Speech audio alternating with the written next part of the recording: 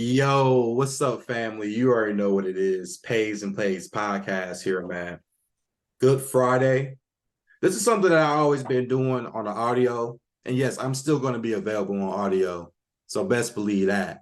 Okay. I got you. We're going to continue that going as well. We're just going to give you more of the visual. Oh, we have a lot of games. Week 1 college football. I'm going to go back to yesterday, though, real quickly. I didn't mention it on a how-to video because that was a how-to video. We're not talking about what I'm going to be talking about now. But I went with UConn plus 15 against North Carolina State. Very entertaining game. The Huskies fought. They lost by 10. I learned a lot from both teams. And Brandon Armstrong, on the other hand, bro, for North Carolina State was doing it all. But it makes you wonder because they have to play Notre Dame this upcoming following week. It makes you wonder how easy that can be done because Notre Dame defense is top tier. With Connecticut, solid new quarterback that came starting in with Fragano. I thought he did pretty solid. He threw a pick at the end, but, that happens. They're going to have a real big underdog mentality in a lot of these games. And they're going to be close, maybe -1 favorites in a lot of these games, too, when they are favorites. We're going to keep on following UConn. I do have a future with the over 4.5 win total with them. I think 5 games should be solid for Jim Moore Jr., man. They over-expectated. That's the only thing that I do wonder. But week 1 was a sign for them. So that was pretty good. It was a sign. They fought. That's the only thing I can really ask for because I'm going to be hedging with this team all year anyway. So all good with that. But let's get into it. My week 1 picks, college football. Let's get right into it. We're going to start 12 o'clock game Saturday. Prime time. My man Dion. Salute to Dion. quick story about Dion because this is also Friday, so we're going to throw it back a little bit. I remember I went to the Detroit Lions game when they played the Redskins out in the Pontiac Silverdome, and it was a rainy day. Drenched. It was just drenched, torrential downpour. If you've been to the Silverdome back in the day, the way to go in was like a long way. Like Ford Field nowadays, you can walk in easily, even if it was a long crowd. It's quick. But Silverdome, it took a minute, man, and it was like the old school. You know how like some of the high schools had it to where it's like that little gate and you gotta kind of go around it. Some areas of that park had that, and that's crazy. But I was so drenched. And I saw Deion Sanders when he was with the Redskins. I think that was the only year he played with them. And I want to say it was right before Barry Sanders retired. It was around that time. I remember it was like 98, around that era. But yeah, to say I can see the greatest running back of all time also growing up, Barry Sanders, I haven't been a Lions fan since. So, if you can hate me, you can hate me. Any other Detroit sport when it comes to Tigers, Pistons, Red Wings, everybody knows I'm all supported with them, just not the Lions. I know a lot of people are going to hype them up this year. I need to see it before I can be like, oh, this team is legit. In my lifetime, I never saw a playoff win. I never saw a division title. And post Barry Sanders era, I would go into a lot of those games that were Bears, Packers, Vikings, Bengals, and I became a Packers fan. Brett Favre throwing that bomb in the stadium, the Silverdome. It was just amazing to me. So I've been a Packers fan ever since. You don't see me switching them because Aaron Rodgers left. I'm with the team. That's just loyalty with me. But any other Detroit team, I go with Michigan, so I don't go Ohio State, any of those other teams. At least y'all know. Okay? We'll talk more about that because that's coming up very soon as well. So, week 1, prime time, 18.5, 20.5 underdogs. I took 18.5 way back in, I want to say February, March. That was more of a just throw it in there and let's see what happens. I thought the number would go less, but it goes up to 20.5. I missed it at 21. More sick about that. But it's a lot of uncertainty with both teams. I don't see TCU blowing out Colorado. If you want to go back to last year, even though this isn't even the same team in Colorado, They struggled to beat Colorado in the first half. And this is with the same quarterback that started. This wasn't Max Duggan. So 3 returning starters on offense. Defense, you got a couple starters back, but Colorado has talent. Travis Hunter, we know, probably the closest player I've seen since Chris Gamble back in the still Michigan-Ohio State rivalry. But I remember him, he was the one guy that did everything for Ohio State. Return kicks, kick return, receiver, corner, and he did it all. That's probably the last guy I've seen done that.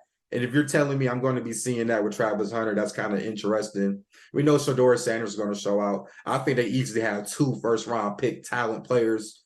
That's just how I see it. This game is going to be close. I wouldn't be shocked if Colorado win this game. But if you're giving me these many points for both uncertainty, and I don't even think it's going to really feel like a home game at TCU because everyone's going to see Coach Prime. Deion Sanders is a Dallas Cowboy legend. He's returned to Dallas. Come on now. And he's a Texas legend, even in the high school ranks. I think everything Deion has done, we've seen him as the greatest athlete. Solid coach as well. We're going to go with the 20.5. That's the current number. Next game, this is going to be a reach. And, you know, sometimes that's how that goes in this game. But give me Toledo plus 9.5 and give me Toledo plus 275 on the money line. They play Illinois. Illinois doesn't have Chad Brown, which I respected as a running back. Hell of a fucking running back at Illinois. Probably the best running back we've seen there since Mendenhall. He's not there anymore. A couple other stars have been gone. Quarterback is gone. Brand new quarterback coming in. Defense is kind of in. You know, and their team is based off run the ball and play defense, which if they have more talent like Ohio State, Michigan, Penn State, I can respect that mindset. Michigan does that. I can respect the mindset because they play good defense and they actually run the ball eventually and pass it when needed. But I don't see this going with Toledo. Toledo, they can go back and forth too. You want to play chess, they'll play chess with you too. So this is risky because everyone says Big Ten, Big Ten, Big Ten, and you can argue them at SEC is top tier, but that doesn't scare me when I'm looking at Illinois, Toledo. Nah, I'm going to go with Toledo. I think they find a way to win it. They at least cover the 9.5, though. Let's get right into that. Colorado, Toledo. Next one I have, though, Coastal Carolina plus 15.5. Some people are going to be like, well, who is Coastal Carolina? Who is that?